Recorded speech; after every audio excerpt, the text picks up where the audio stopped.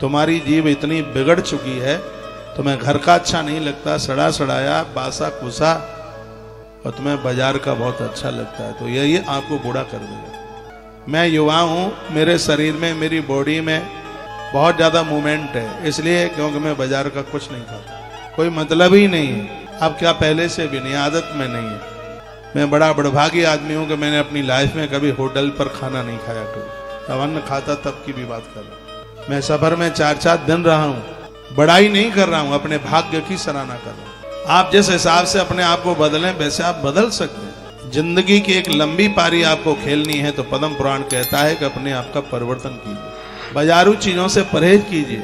और अब ये दिवाली आ रही है, ऐसी ऐसी मिठाई आप खाएंगे जिसके तत्पश्चात 2 महीने तक तो बीमारी का सीजन चलेगा, डॉक्टर्स लोगों के लिए सीजन चलेगा, खा खा करके फिर पहुंचेंगे अस्पताल।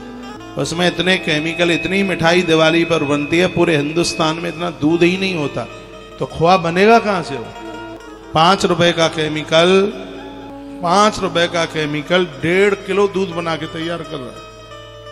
5 किलो का केमिकल 90 रुपए का दूध बना के तैयार कर रहा है, तो आदमी मरेगा नहीं तो और क्या होगा बताइए आप। ऐसी ऐसी चीजें उसमें मिलाई जाती हैं, कल मरे तो आज ही मर जाए।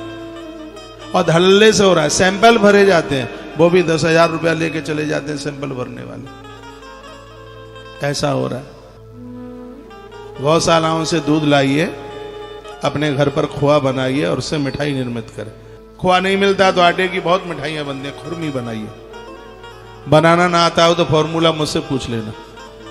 खुरमी बनाइए, झार के लड्डू बनाइए, बेसन के लड्डू बनाइए, बुरादे की बर्फी बनाइए, आटे की गुजिया बनाइए। ये चीजें बनाओ घर में, आनंद आ जाएगा, खाने में भी अच्छा लगेगा। क्या सड़ा सड़ाया आप सब खाते। तो वर्णन किया गया, यदि आपके पेट में खाद्य ठीक नहीं गया तो बहुत जल्दी बूढ़े हो जाएंगे, बूढ़े भी हो जाएंगे और रोगी भी हो जाएंगे। इसलिए अपने खाद्य को दुरुस्त कीजिए। बाजार से सब्जियां भी खरीद के लाते हैं तो एक रात उसको पहले पानी में डालिए, मुरझाया हुआ पेड़ चेत जाता है पानी के द्वारा, तो क्योंकि आजकल इन सब्जियों में भी इंजेक्शन लगाए जाते हैं। रात को लौकी इतनी बड़ी होती है, उसमें जो भैंस को जो दूध देती नहीं है भैंस, उसको एक इंजेक्शन ठोका जाता है, वही लौकी में ठोका जाता है। तो रात को होती है इतनी बड़ी, सुबह हो जाती है इतनी बड़ी, और उसको लौकी की फिर वो घिया की सब्जी फिर वो आप लोग खाते हैं। ये इतना बीमार कर रहा है, इसको इसका प्रभाव खत्म होगा, उसको पानी में डालिए। दालों के ऊपर पॉलिश हो रही है, उसको पहले रात भर पानी में भिगोइए, उसके बाद में फिर सुबह यूज कीजिए, तो ही प्राण बच सकते हैं।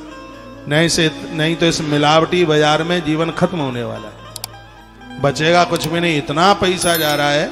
अभी मैं जयपुर में था, किन्हीं के यहाँ था, उनकी कोई बहुत बड़ी फार्मेसी का काम है, उन्होंने हिमाचल प्रदेश में बहुत बड़ी फैक्ट्री लगाई। मेरी चर्चा हो रही थी, खाने पर उतना धन खर्च नहीं हो रहा है जितना कि बीमारियों में पैसा खर्च हो रहा है। अस्पताल भरे पड़े हैं, और किसी भी अस्पताल में थोड़ी सी भी गड़बड़ बीमारी है तो 5 लाख से नीचे बिल बनता नहीं है। बेचारी माताओं के जेवर बिक गए, मकान बिक गया, किराए के कोठरे में रह रहे, बीमारी ने सबको खा लिया। बीमारी आई नहीं थी, बुलाई गई थी, अपनी लापरवाही की वजह से ऐसा हो गया। जब घर में कोई एक बीमार होता है तो पूरा परिवार दुखी रहता है। तो ऐसा जीवन क्यों जी रहे हैं कि जिससे प्लेट कम हो रही है? ऐसा जीवन क्यों आप जी रहे हैं? चाय ज्यादा पिएंगे प्लेट कम हो जाएगी, अपने आप ऑटोमेटिक कम हो जाएगी। दूध अंदर नहीं जाएगा, प्लेट कम हो जाएगी। घी अंदर नहीं जाएगा, प्लेट कम हो जाएगी। फल अंदर नहीं जाएगा तो प्लेट कम ही हो जाएगी। और क्या होगा? सुबह भोर में आप जल्दी टाइम से नहीं जगेंगे तो प्लेट कम हो जाएगी। प्लेट 1.5 से 3.5 लाख होना चाहिए, 1.5 लाख से 3.5 लाख तक प्लेट्स का होना जरूरी है। लेकिन जागने का, खाने का, पीने का क्रम खत्म हो गया तो प्लेट्स तो कम होगी, होनी है फिर तो उसको।